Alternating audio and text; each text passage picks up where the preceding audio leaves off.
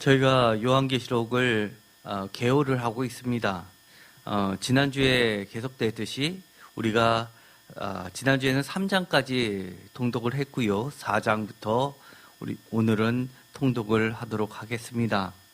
그 전에 먼저 잠깐 정리를 해보도록 하겠습니다. 지난주에 제가 화면에 보이는 이 커다란 표를 하나 드린 적이 있죠. 그것을 자주자주 보시면서 흐름을 잘 쫓아가시기 바랍니다. 사실 요한계시록 안에는 너무 많은 환상과 상징들이 들어가 있기 때문에 여차하면 우리가 길을 잃어버릴 수도 있기 때문입니다.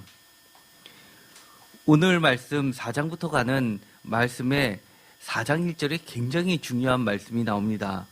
다 함께 읽도록 하겠습니다.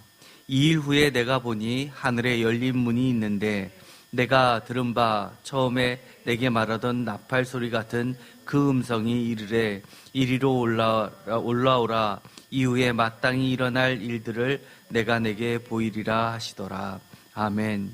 이 4장 1절은 굉장히 중요한 말이 나옵니다. 요한계시록 전체의 구조를 따질 때 너무너무 중요한 말씀이 하나 나옵니다.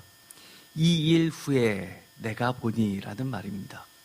깜짝 놀라셨죠? 제가 전에 시편 할 때 특히 이런 말씀을 많이 드렸습니다. 말씀을 읽을 때 너무 내용이 많으면 이 단락을 구분해서 보다 보면 이 주제가 한눈에 보이게 된다고 말씀을 드렸습니다. 그래서 내용보다는 형식에 먼저 초점을 맞추라라는 말씀을 했죠.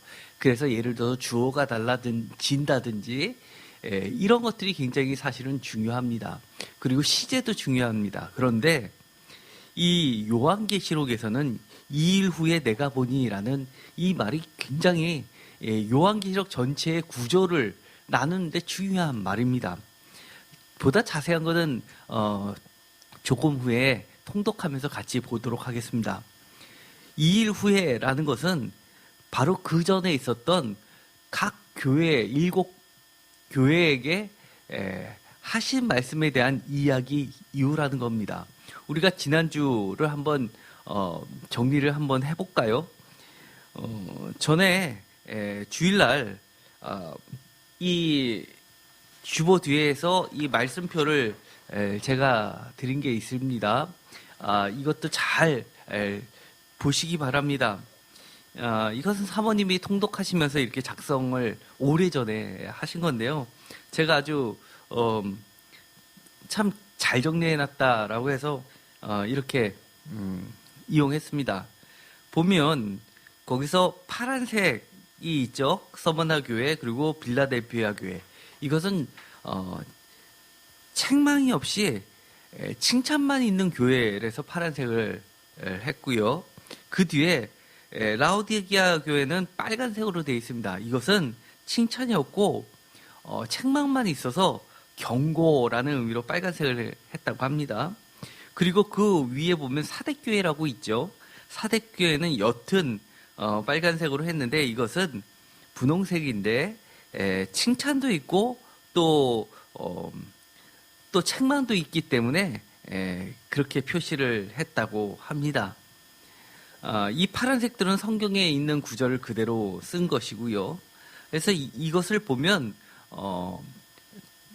좀 한눈에 정리가 될 듯합니다. 요한계시록에 나타난 7 교회 가로 열고 제가 중요한 말을 써 넣으라고 했죠. 그것이 귀 있는 자는 성령이 교회들에게 하시는 말씀을 들을지어다 라고 가로 닫고 이것이 7 교회에게 하신 공통적인 말씀입니다. 이 성령이 교회들에게 하시는 말씀을 귀 있는 자는 들으라라는 이 내용은 요한계시록에 총 7번이 나오는데요. 그것이 바로 이 2장과 3장의 각 교회 마지막에 나오는 말씀들입니다.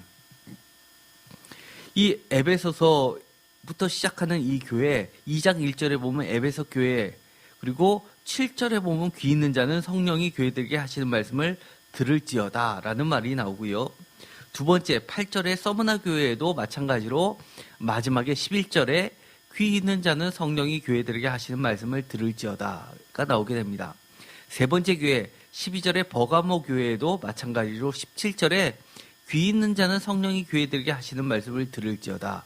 그리고 네 번째 18절에 두아디라 교회도 마지막에 보면 29절에 귀 있는 자는 성령이 교회들에게 하시는 말씀을 들을지어다 라고 또 반복하고 있습니다. 이렇게 해서 3장 1절 사대교회, 그리고 6절에 귀 있는 자는 성령이 교회들에게 하시는 말씀을 들을지어다, 7절 빌라델피아 교회, 그리고 13절에 귀 있는 자는 성령이 교회들에게 하시는 말씀을 들을지어다, 14절에 라우디게아 교회, 그리고 22절 마지막으로 귀 있는 자는 성령이 교회들에게 하시는 말씀을 들을지어다 라고 하면서 7 완전수를 통해서 이 땅에 존재하고 있는 모든 교회들에게 성령님이 하시는 말씀입니다. 즉 세임교회도 시대를 불문하고 이 주님이 성령님을 통해서 하시는 말씀을 우리는 들어야만 합니다. 여기에 나오는 교회들이 어떤 교회는 책망만도 있었습니다. 그러나 책망도 결코 무시하면 안 되는 겁니다. 사람들은 칭찬만을 듣기 좋아하지만 제가 여러 차례 이야기했죠. 축복과 저주는 구원의 동전의 양면이라고. 그래서 이 사실은 책망도 그리고 똑같이 칭찬처럼 주님이 주시는 귀한 복된 말씀이라는 것 반드시 기억하시기 바랍니다. 2장과 3장에 걸쳐서 이 귀 있는 자는 성령이 교회들에게 하시는 말씀을 들어라라고 하시면서 또 굉장히 중요한 말씀이 주제어가 하나 들어가게 됩니다. 그것이 무엇일까요? 바로 이렇게 교회들에게 말씀을 하시는 이유를 설명해 주시고 이것이 요한계시록 전체를 흐르는 굉장히 중요한 핵심어가 되게 됩니다. 2장 7절 뒷부분 하반절이 있습니다. 다 같이 읽겠습니다. 이기는 그에게는 내가 하나님의 낙원에 있는 생명나무의 열매를 주워 먹게 하리라. 이기는 그에게는 이라는 말입니다. 두 번째 교회에서도 마찬가지로 2장 11절입니다. 다 같이 하반절을 읽겠습니다. 이기는 자는 둘째 사망의 해를 받지 아니하리라. 버가모 교회도 마찬가지입니다. 17장 하반절입니다. 이기는 그에게는 내가 감추었던 만나를 주고 또 흰 돌을 줄 터인데 그 돌 위에 새 이름을 기록한 것이 있나니 받는 자 밖에는 그 이름을 알 사람도 없느니라. 아멘. 3장 26절도 마찬가지입니다. 다 같이 읽겠습니다. 이기는 자와 끝까지 내 일을 지키는 그에게 만국을 다스리는 권세를 주리니. 여기도 이기는 자가 나오게 됩니다. 5절, 3장 5절입니다. 다 같이 읽겠습니다. 이기는 자는 이와 같이 흰옷을 입을 것이요 내가 그 이름을 생명책에서 결코 지우지 아니하고 그 이름을 내 아버지 앞과 그의 천사들 앞에서 시인하리라. 아멘. 여기서도 마찬가지로 이기는 자가 나오게 됩니다. 빌라델피아 교회 여섯 번째 교회에도 마찬가지입니다. 12절입니다. 다 같이 읽겠습니다. 이기는 자는 내 하나님 성전의 기둥이 되게 하리니 그가 결코 다시 나가지 아니하리라. 내가 하나님의 이름과 하나님의 성 곧 하늘에서 내 하나님께로부터 내려오는 새 예루살렘의 이름과 나의 새 이름을 그의 위에 기록하리라. 아멘. 그리고 마지막 7번째 라우디게아 교회에서도 마찬가지로 21절에 이렇게 이야기합니다. 다 같이 읽겠습니다. 이기는 그에게는 내가 내 보좌에 함께하여 주기를 내가 이기고 아버지 보좌에 함께 앉은 것과 같이 하리라. 아멘. 이제 여러분들은 요한계시록이 복음이라는 게 느껴지십니까? 이처럼 요한계시록은 무서운 책이 아니라 우리에게 이 많은 이야기를 해주시는 이유는 우리 보고 이기게 하시기 위한 열쇠들을 주시는 겁니다. 그래서 복음입니다. 요한계시록의 한 절 한 절이 정말 잘 마음속에 새겨두었다가 이것이 나의 삶을 이끄는 이기는 승리자가 되게 하기를 간절히 축원드립니다. 이긴다라고 할 때 이기는 자라고 성경에는 번역되어 있지만 원문은 사실은 이것은 니케아입니다. 여러분 나이키라고 하는 거 신발 아시죠? 나이키. 그게 바로 니케아 신을 이야기하는 겁니다. 그래서 승리, 로마 시대의 로마의 신인 승리의 신을 따르는 것이 아니라 하나님께서, 예수님께서, 성령님께서 우리로 하여금 예수 그리스도의 말씀으로 성육신 하신 말씀으로 우리를 이기게 하신다라고 말씀을 하십니다. 그리고 나서 이처럼 2일 후에라고 4장 1절에 시작이 됩니다. 이 2일 후에라는 것은 대전환을 이야기합니다. 여기 화면을 보시면요. 제가 전에 그 큰 구조표를 볼 때 4장 5장은 하늘 보좌의 어린 양에게로의 심판 권한 이임식이 나타나 있다고 말씀을 드렸습니다. 4장 5장에 대한 제목을 이필찬 교수 같은 분은 하늘 성전에 대한 환상으로 제목을 달아놨습니다. 4장엔 하나님, 5장엔 어린 양에 대해서 나오는데 단순히 하늘 성전에 대한 환상을 보는 것으로 이 4장, 5장이 구성되어 있다기보다는 제가 분명히 말씀드렸습니다. 그 표는 여러분의 이해를 돕기 위한 대표적인 자료로서 이용하기는 충분합니다. 그런데 각각의 주제를 뽑는 것은 좀 차이가 있습니다. 오히려 4장, 5장은 단순한 궁금증을 풀어주는 하늘 성전에 대한 환상이라기보다는 하늘 보좌의 어린 양에게로의 심판 권한이 이임되고 있는 그 과정을 보여주는 겁니다. 하나님께서 하늘과 땅과 온 세계의 주인이셨는데 하나님께서 심판을 이 땅에 이끄시는 데 있어서 하나님이 직접 하시는 것이 아니라 어린 양에게 정권을 부여하시는 장면이 나오게 됩니다. 그래서 이 4장, 5장을 기준으로 해서 6장부터는 어린 양에 의해서 심판이 진행되고 있는 겁니다. 요한계시록 4장 1절 다 같이 읽겠습니다. 2일 후에 내가 보니 하늘에 열린 문이 있는데 내가 들은 바 처음에 내게 말하던 나팔 소리 같은 그 음성이 이르되 이리로 올라오라. 이후에 마땅히 일어날 일들을 내가 내게 보이리라 하시더라.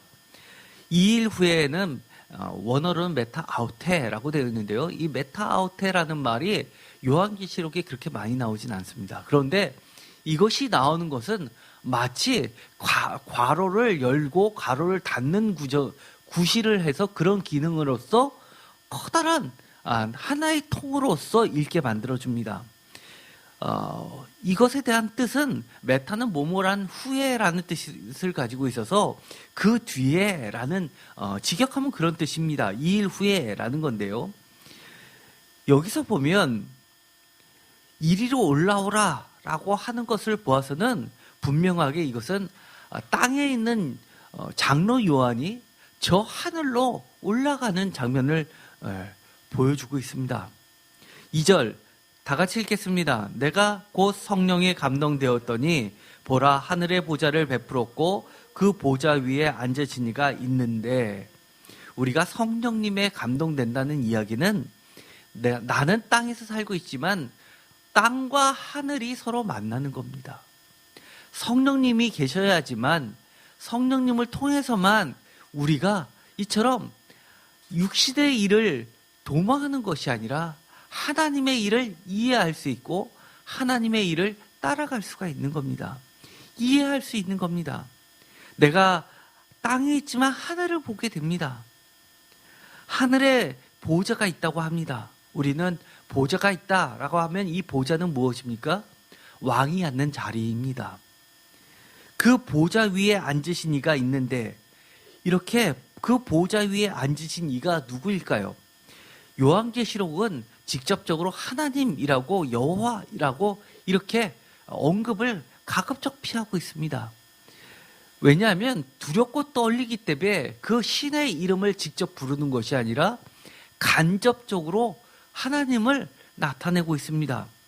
그래서 보좌에 앉으신 이는 하나님이 분명한데도 불구하고 보좌에 앉으신 이라고만 이야기합니다. 즉 모든 왕의 권한을 갖고 계신 분이라는 겁니다. 전권을 갖고 계신 분이라는 겁니다. 하늘에 천상회의 장면을 목격한 사람도 있었죠. 대표적으로 이사야 선지자입니다. 그런데 이사야 선지자도 보면 그룹들을 보게 되고 하나님의 얼굴을 직접 대면하지 못했습니다. 4장 4절과 5절입니다. 또 보좌에 둘려 24 보좌들이 있고 그 보좌들 위에 24 장로들이 흰 옷을 입고 머리에 금관을 쓰고 앉았더라.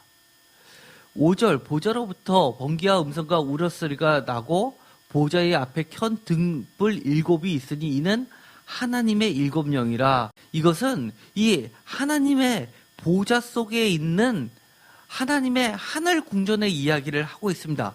이 이야기를 보면 하늘은 굉장히 두렵고 떨리는 자리입니다. 감히 사람이 그 옆에 존재하지도 않습니다. 그런데 4장 8절에 보면 다 같이 읽겠습니다. 네 생물은 각각 6날개를 가졌고 그 안과 주에는 눈들이 가득하더라.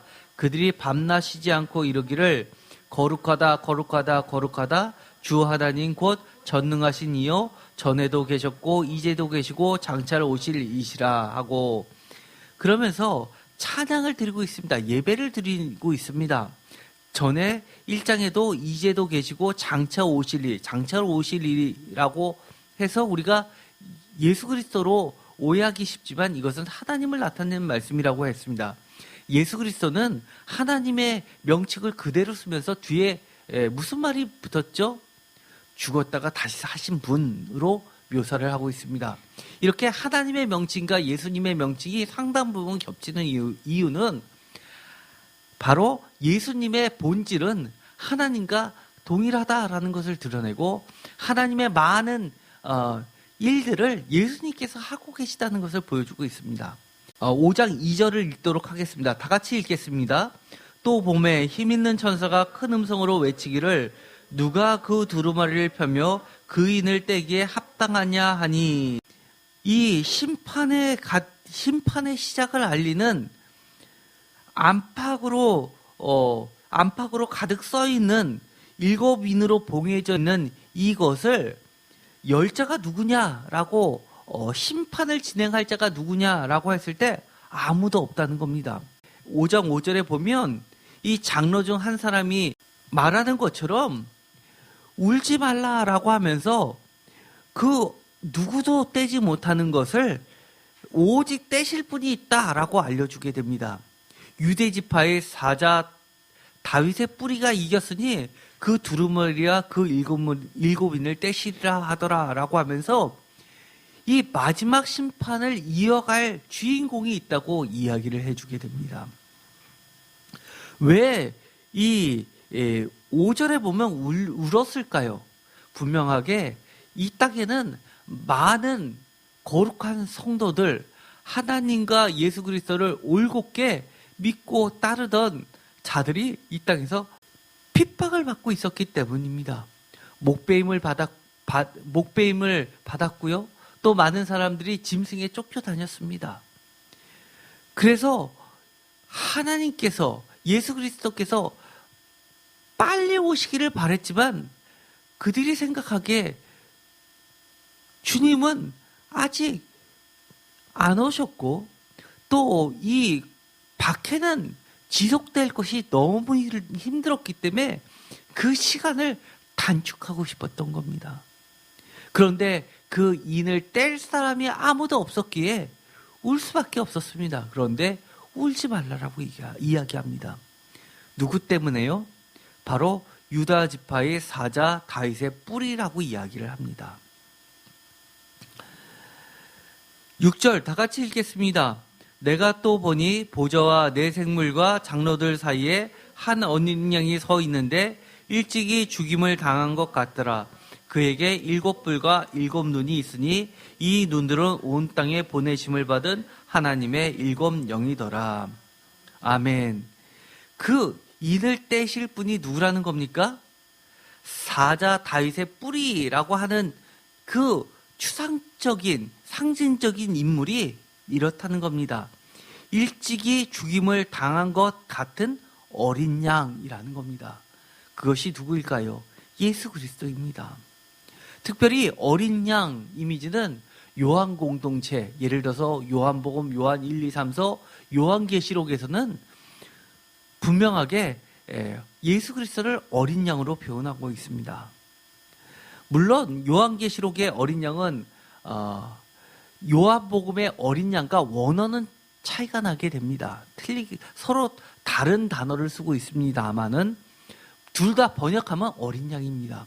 그래서 어떤 학자들은 굉장히 문자적으로 번역하는 학자들은 이 요한계시록 공동체와 요한복음의 공동체는 조금 차이가 있었다라고 이야기를 합니다.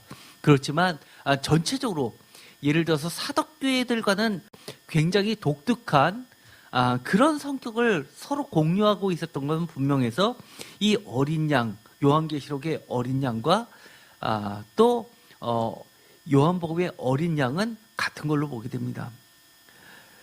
요한복음의 어린 양은 보다 어린 새끼 어린 양을 이야기하고 요한계시록의 어린 양은 조금 더 성장한 어린 양입니다. 그런데 요한계시록 5장 9절에 보면 이렇게 되어 있습니다. 다 같이 읽겠습니다. 그들이 새 노래를 불러 이르되 두루마리를 가지시고 그 인봉을 떼기에 합당하시도다. 일찍이 죽임을 당하사 각 족속과 방언과 백성과 나라 가운데서 사람들을 피로 사서 하나님께 드리시고, 주님이 역할을 한마디로 요약을 하고 있습니다. 새 노래라고 하는 건 제가 전에도 여러 차례 말씀을 드렸습니다. 새 노래는 요한계시록의 뒷부분에 가면 14만 4천 명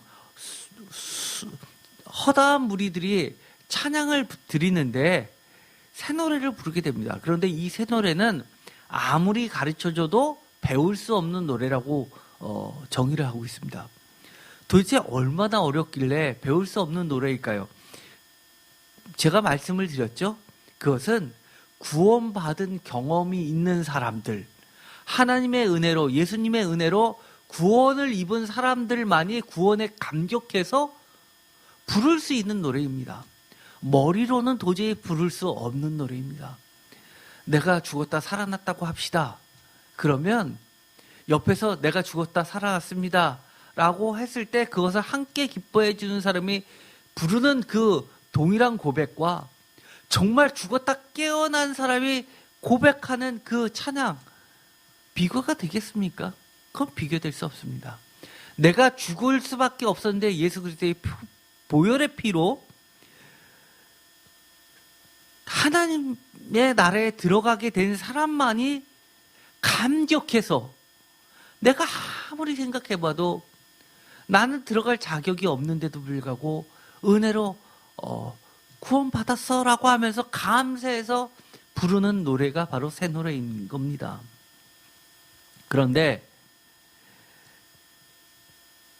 그 수가 11절에 보면 이렇게 되어 있습니다. 다 같이 읽겠습니다. 내가 또 보고 들음에 보좌와 생물과 장로들을 둘러선 많은 천사의 음성이 있으니 그 수가 만만하여 천천이라. 만만, 천천 다 가득한 수입니다. 굉장히 많은 수입니다. 이렇게 구원받은 사람이 많이 있다고 이야기를 하는 겁니다. 이 12절에 찬양이 나오죠. 죽임을 당하신 어린 양은 능력과 부와 지혜와 힘과 존귀와 영광과 찬송을 받으시기에 합당하더라 하더라. 능력, 부, 지혜, 힘, 존귀, 영광, 찬송 7, 소위 말해서 7개의 영광성을 부르게 됩니다.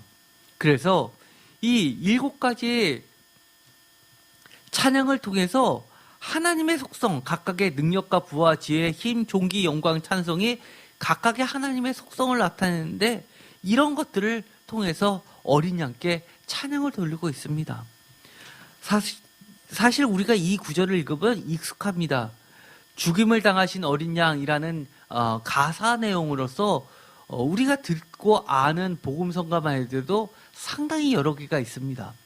사실은 이 12절은요, 초대교회 때 예배 시간에 불렀던 찬양을 그대로 옮겨놓은 겁니다. 그래서 복음성가에 보면 이 어린 양에 관련된 이런 능력과 부와 지혜와 힘과 존귀와 영광과 찬송을 받으시기에 합당하시도다라는 가사가 들어가는 이 찬양들은 사실 우리가 곡조는 알 수 없으나 2000년 동안이나 지속되었던 그 찬송을 우리는 부르고 있는 겁니다.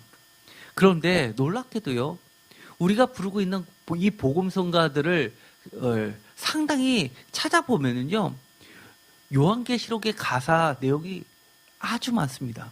아마 제일 많은 거는 시편일 거고요. 그 다음 많은 건 요한계시록일 겁니다. 제가 한번 기회가 되면 요한계시록의 내용을 가지고 복음성가를 만들었던 것들, 우리가 늘 불러왔던 그런 것들 다 모아가지고 한번 찬양 드리고 한 절 읽고 찬양 드리고 한 절 읽고 한번 그렇게 한번 해볼까도 합니다.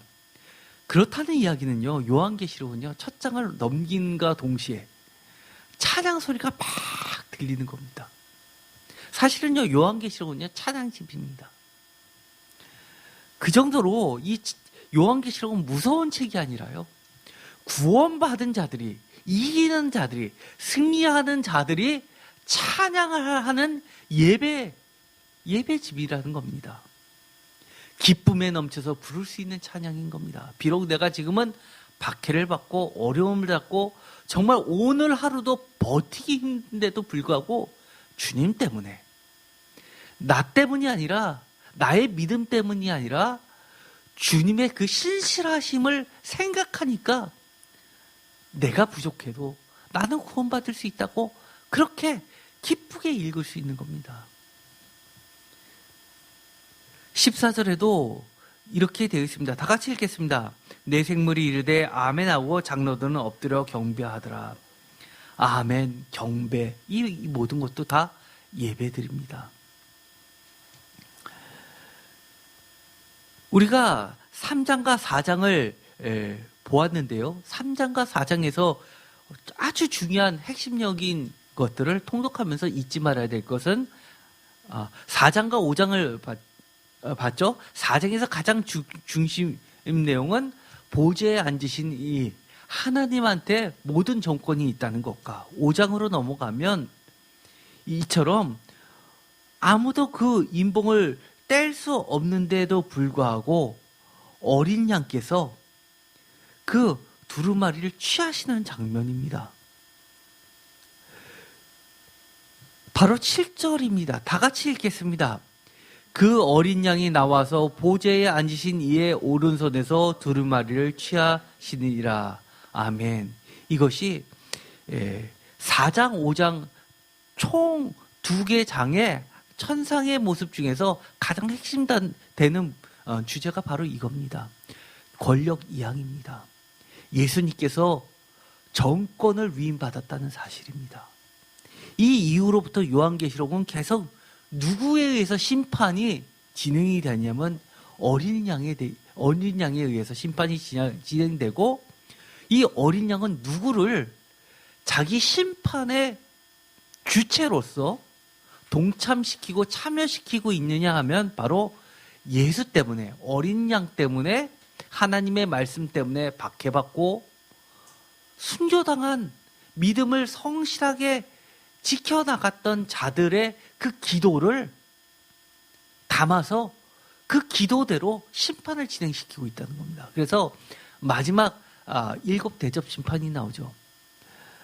이 7 대접은 결국은 이 성도들의 기도입니다. 나중에 그 대접을 땅에 엎어버립니다. 그리고 맨 마지막에 가면 어린 양이 직접 심판에 나섭니다. 그 전까지만 해도 천사들을 통해서, 자기 부하들을 통해서 적진에 뛰어들어서 사탄들을 멸하는데, 마지막에는 어린 양이, 하나님의 말씀이 직접 나가서 다 바벨론을, 음녀를, 옛뱀을 짓밟으시는 장면이 나오게 되는 겁니다. 그 다음에 6장부터는 심판의 이야기가 구체적으로 나오게 됩니다. 6장 1절 다 같이 읽겠습니다. 내가 보매 어린 양이 7인 중에 하나를 떼시는데 그때 내가 들으니 내 생물 중에 하나가 우레소리와 같이 말하되 오라 하기로.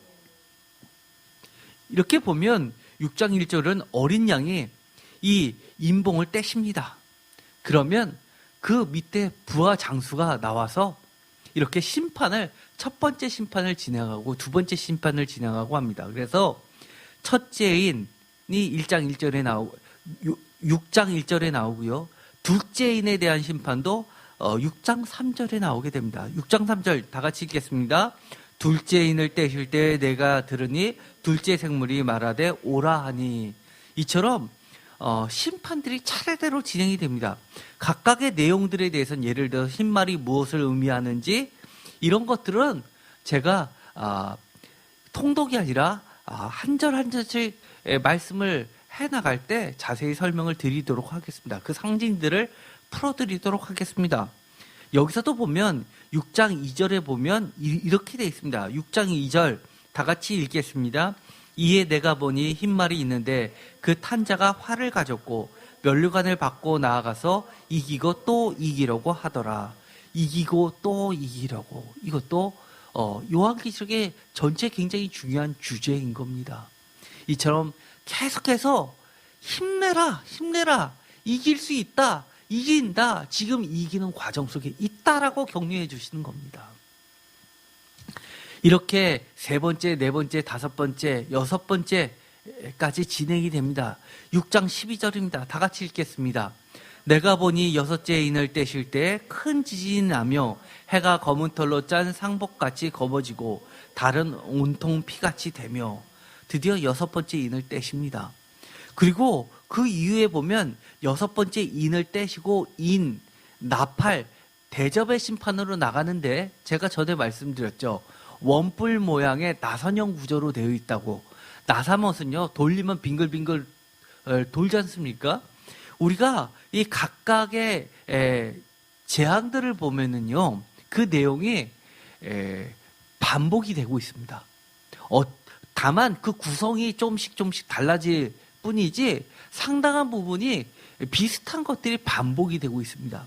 그렇다는 얘기는 이렇게 나선형 구조로 점점 정점으로 올라간다는 이야기인데요. 나선형 구조가 무엇이냐라고 하면요. 우리 이런 것 수학 시간에 많이 하고 영화에서도 많이 나옵니다. 1차원, 2차원, 3차원. 그렇죠? 영화에서 자주 등장하는 게 뭡니까? 4차원. 이 나선형 구조인데 1부터 6까지 가고 다시 일곱 번째는 또 다른 재앙이 시작되면서 1, 2, 3, 4, 5, 6 해서 일곱 번째 또 해서 마지막 7까지 가는데 이처럼 대자비처럼 얽혀지고 설켜지고 하면서 또 다른 차원으로 넘어가게 됩니다. 사실 우리가 이해할 수 있는 것은 3차원까지죠. 4차원을만 가면 우리는 우리가 사실 이해 못하는 세계가 등장합니다. 아마 저는 이렇게 보는 겁니다. 이 777 구조, 정확히 이야기하면 4 플러스 3, 6 플러스 1 이런 식의 구조가 섞여 있으면서 우리가 이해하는 3차원에서 4차원으로, 4차원에서 5차원도 있을 수 있다고 보는 겁니다. 왜냐하면 이 땅의 우주, 더 나아가서 시공간의 개념을 뚫고선 저 천상의 시간까지 가기 때문입니다. 그래서 하나님께서는 우리가 알지 못하는 우리를 초월한 방식으로도 지금 현재도 이 심판은 진행되고 있다는 겁니다. 다시 이야기하면 심판이 지금도 진행되고 있다는 이야기는 우리가 승리도 지금도 진행 중에 있다는 겁니다. 여러분들은 신앙생활 할 때 패배자로 남아있지 마십시오. 사탄의 꼬임에 넘어가지 마시라는 겁니다. 제가 이 구절 중에서 중요한 구절이 전체 구절 중에서 중요한 구절이 14만 4천이라는 것이 중요하다고 말씀을 드렸습니다. 이 거룩한 백성의 구원받은 성도들의 수로 14만 4천을 이단들은 마치 14만 4천이 정해져 있는 수로 이야기합니다. 그러다 보니까 그들은 어떻게 하냐? 지파별로 해가지고 12 곱하기 12 곱하기 1000에서 14만 4천인데 14만 4천 명만 최종 구원을 받는다라고 얘기해서 이 14만 4천 명에 들어가기 위해서 더 많은 헌금을 한다는 겁니다. 그러나 하나님은요, 이 14만 4천이라는 숫자를 어떻게 보고 계시냐면 허다한 구원받는 예배 공동체로 보고 있습니다. 왜냐하면요, 7장 4절 다 같이 읽겠습니다. 내가 인침을 받은 자의 수를 들으니 이스라엘 자손의 각 지파 중에서 인침을 받은 자들이 14만 4천이니. 요한계시록 14장 1절 또 내가 보니 보라 요한계시록 14장 1절입니다. 다 같이 읽겠습니다. 또 내가 보니 보라 어린 양이 시온산에 섰고 그와 함께 14만 4천이 서 있는데 그들의 이마에는 어린 양의 이름과 그 아버지의 이름을 쓴 것이 있더라. 3절 다 같이 읽겠습니다.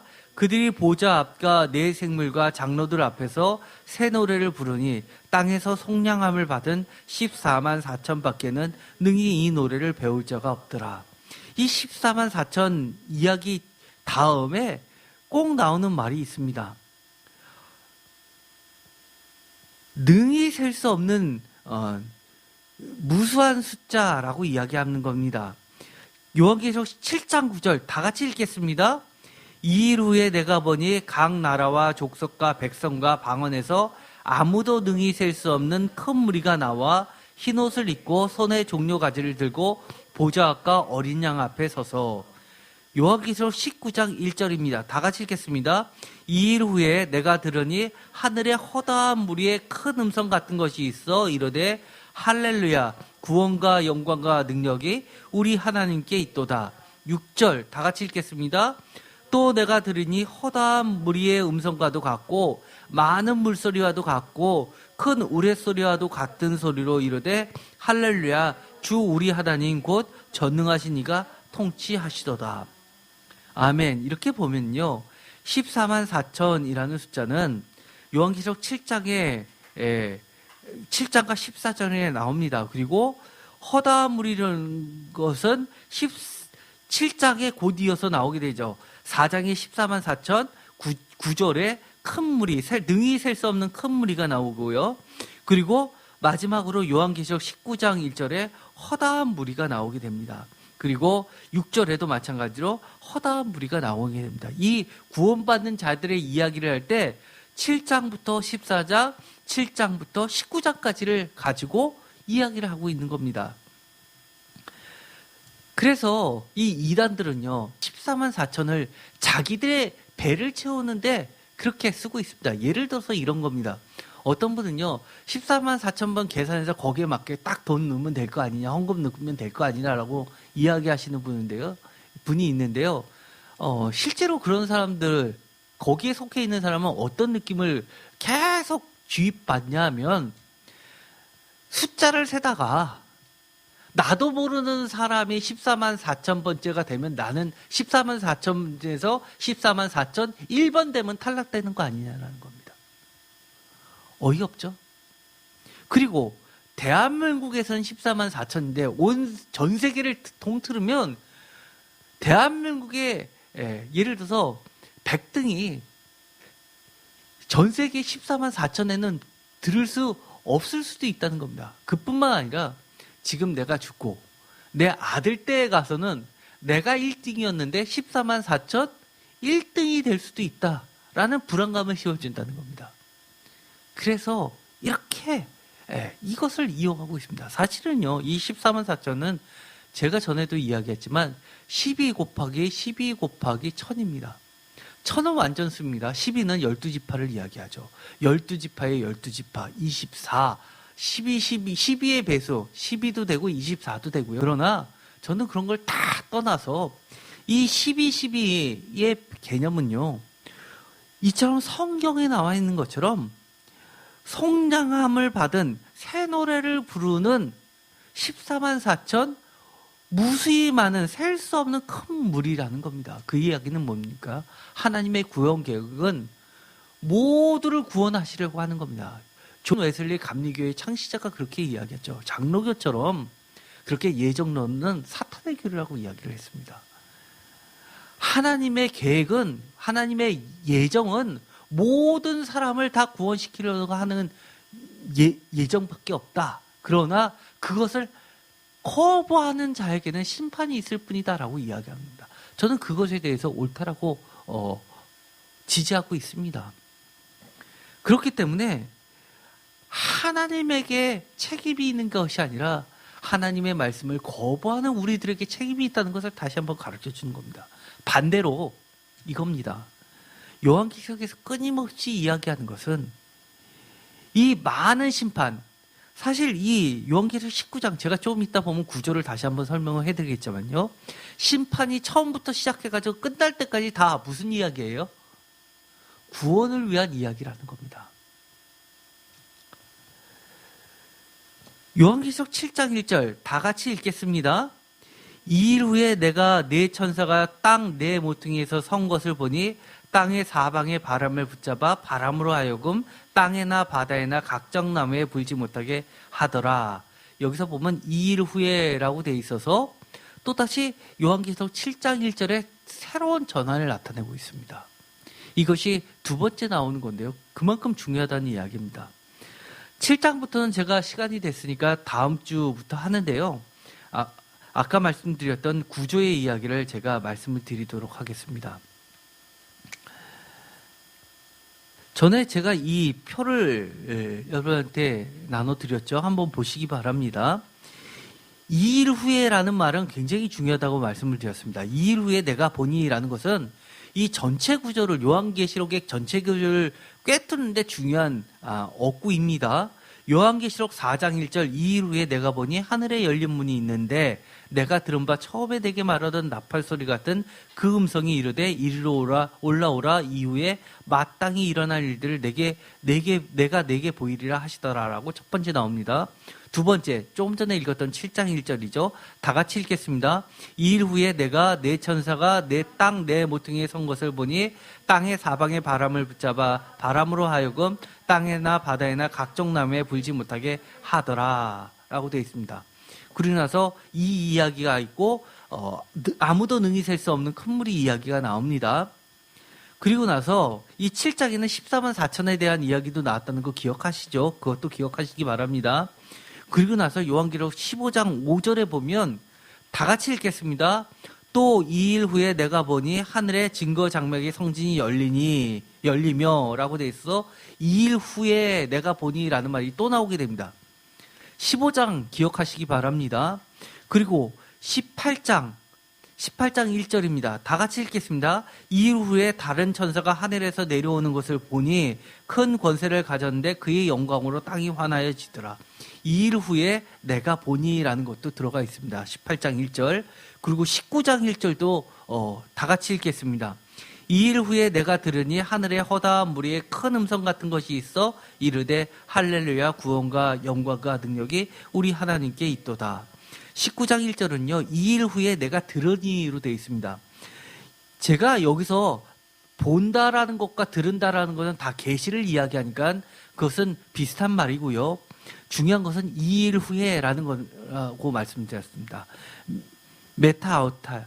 이것을 보면요. 4장 1절, 7장 1절, 그리고 15장 5절, 18장 1절, 19장 1절 이렇게 5번에 걸쳐서 나옵니다.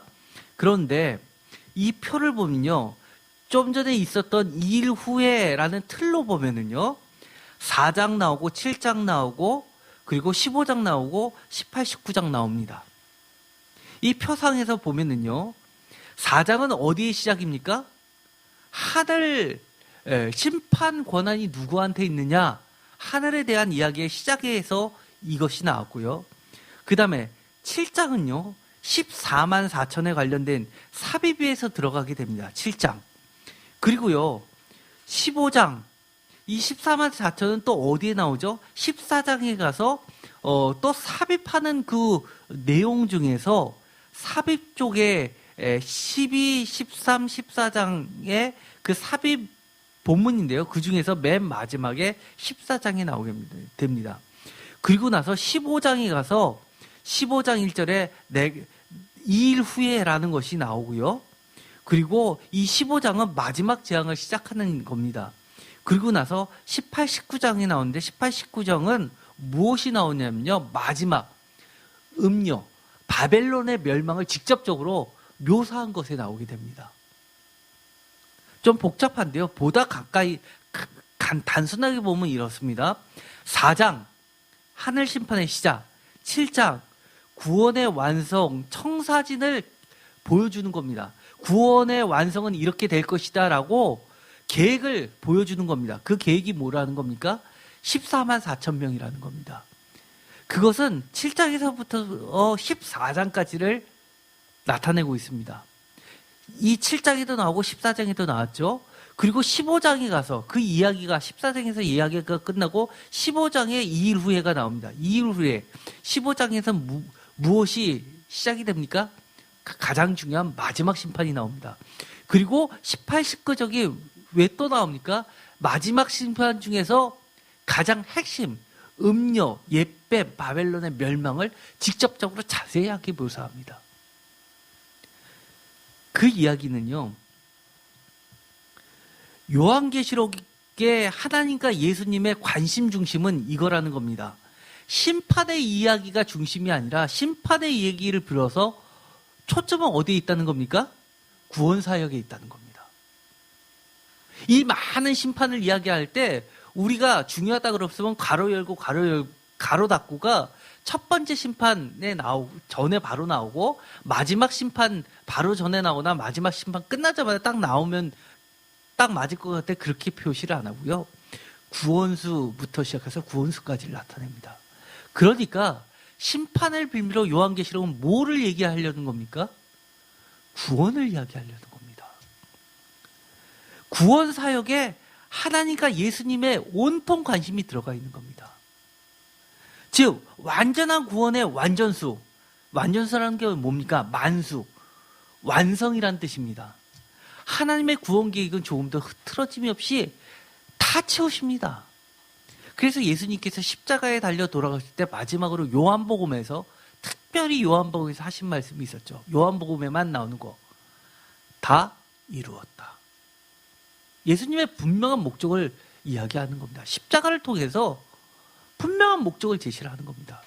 우리가 십자가 없이 구원받을 수 있다라고 하는 종교다원주의 저는 믿지 않습니다.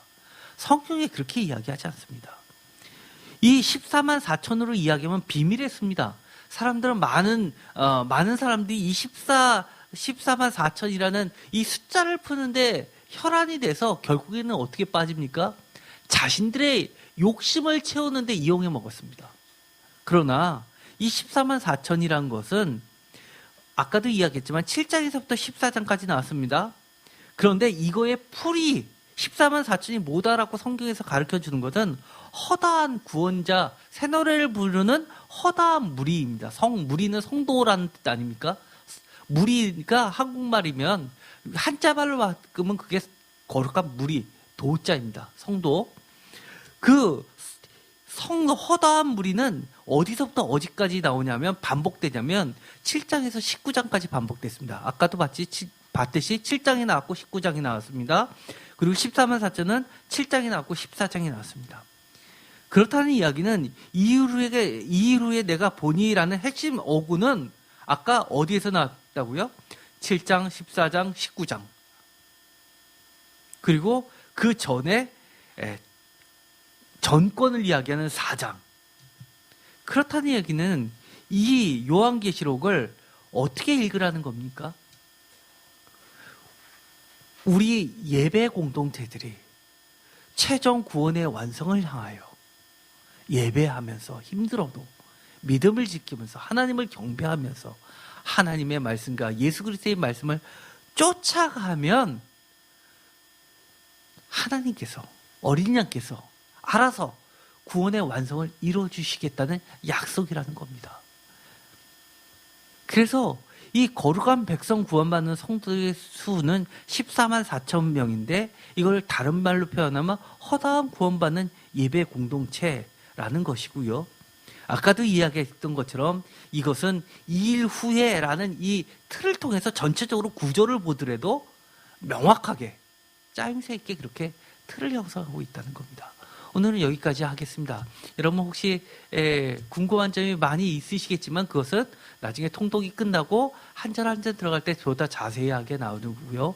지금은 우리가 통독할 때 여러분들도 집에서 요한계시록을 자꾸 읽으십시오. 자꾸 처음에 볼 때는 이상하더라도 자꾸 반복해서 읽고 이렇게 통독하면서 핵심을 집어줬던 것을 하면 그 다음부터는 두 번째, 세 번째부터는 조금씩 눈에 보이기 시작할 겁니다. 기도하고 마치기로 하겠습니다.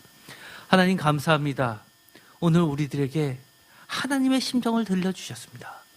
예수님의 관심을 알려주셨습니다. 성령님이 우리들에게 해주시는 말씀을 우리가 비로소 듣게 되었습니다. 구원을 이루시려는 하나님의 그 열심, 우리로 하여금 이 땅에 살면서 힘들어도 포기하지 말고 승리의 길을 가라고 응원하시는 성령님의 말씀을 듣게 됩니다. 우리가 이 땅에서 세상 바라보지 않고 하나님과 어린 양만을 바라보면서 곧장 주님의 길로 가게 하여 주시옵소서. 예수님의 이름으로 기도드렸습니다.